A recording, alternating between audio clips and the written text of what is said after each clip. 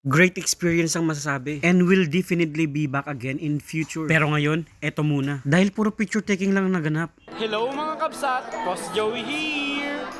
Cubok, school uniform ito mga kabsat. Galing nga pala kami ng Hewa Dong Seoul niyan. At ngayon plano na namin magtungo ng Jamsil para ma-experience magsuot ng school uniform ng South Korea. Kasama ko pa rin dito sina Louie at Chester. Si Woojun at Lian sumama rin. Dito sa Korea, isa ang Jamsil sa pinakamaraming rentahan ng mga uniform. Kaya heto yung pinakapunteryo namin. Dahil nandito yung Lotte World at yung mismong Lotte Tower mga kabsat. Plano naming akyatin. Ang kaso sa sobrang pagod, hindi na natuloy. Napakaraming magagandang spot. Tiyak ikaw ang mananawa. Heto na nga pala yung pinakahuling vlog namin. At pang-anim na vlog ko na ito. Kaya sobrang nakakapagod mga kabsat. Pero ayos lang dahil na-enjoy namin.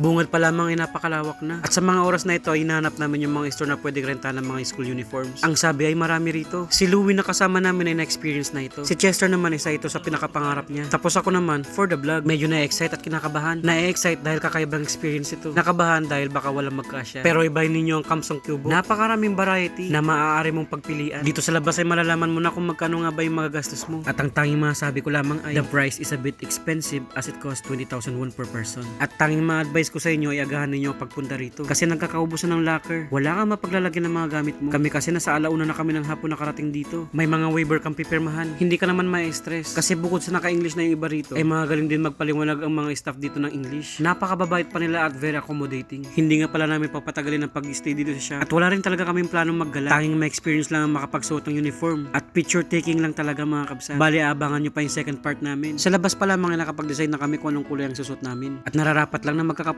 Ba, gugustuhin ba natin maiba? Baka pagkamalan tayong professor noon, hindi estudyante. Heto yung part na natagalan ako at sobra ako napagod. Marami namang size. Ang kaso ay hindi nagkakasya sa akin. Pero huwag mag-alala ang mga katulad kong oversize. Kasi meron at meron. Ilalaban natin yan. Titisin natin ang stomach in. For the vlog, ika nga. Pwede mong iwan yung mga gamit mo rito. Ang kaso sa mga oras na ito ay wala nang available na locker. Sayang nga yung effort ko na nagpapalit ng barya. Late ko na kasi nalaman na wala na palang available. Kaya ang ending, bit-bit namin ang mga gamit namin habang naglalakad. Mabuti na nga lang at nagbigay sila sa amin ng gantong bag. Pinaglagyan ng mga suot namin. Pero bukod doon, ay may kanya-kanya kami mga bitbit na malalaking bag. Nandito na nga pala kami sa part na nagdesisyon na kami na tanging picture taking lang ang mga ganap sa vlog na ito. Sabi ko nga kasi kanina, napakarami naming bitbit. Alam nyo ba na napakaraming spot dito sa Jamsil? Sobrang maganda talaga. Lalo na kung lalabas ka. Gaya na lamang ng mga kuha ng mga kaibigan naming iba. Sayang nga at late sila ng mga oras na yan. Same lang yung araw na pagpunta nila sa pagpunta namin. Natapos kami ng bandang alas 3 at yun naman yung oras ng pagpunta nila. Medyo na-enjoy na namin ang unang spot at hindi na namin namalayan ang paglapit sa amin ng Korean elder na ito. Habang nagpipicture taking ay sinimplihan niya pala kami ng kuha gamit ang kanyang camera. Heto't napapaisip na at napapakamot yung mga kasama ko. Baka nga kasi singilin kami na napakamahal. Napaka-judgmental namin mga kabsat no. Nawala sa isip namin na nasa Korea nga pala kami. At walang ganun dito. 하지 말라고.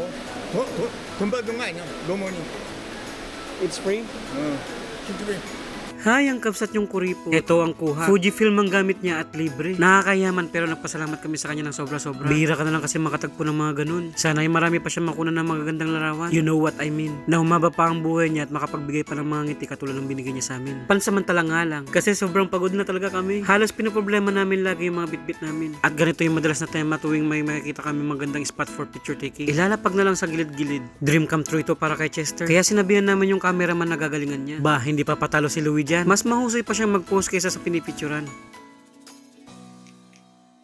Isa nga rin pala ito sa mga spot na nagtagal kami. Nakarami kami ng kuha ng picture dyan, hindi ng vlog. Dahil sa kabilang banda ay may nakita kami. Isang photo booth mga kabsat na masasabi kong magandang pasukin. Lalo na't pinaplano nyo ang ma-experience ng tulad nito. Ang makapagsuot ng school uniform. For keeps mga kabsat, diba? Isa rin kasi ako sa mga naniniwala sa isang kasabihan na ang bawat memories ay hindi lamang nasusukat sa pamamagitan ng oras, but by pictures mga kabsat. Yun lang usapang presyo. Walang problema doon kasi libre ito. Nang nag-iisa at walang katulad na Chester. Dream come true, sabi nga niya. So sa kanya kami pinaka nagpasalamat. 15,000 won ang kada isa sa amin. At 15 minutes din yung itinagal namin sa booth. Unleash at ito mga kabsat. At mamimili ka lamang ng mga gusto mo.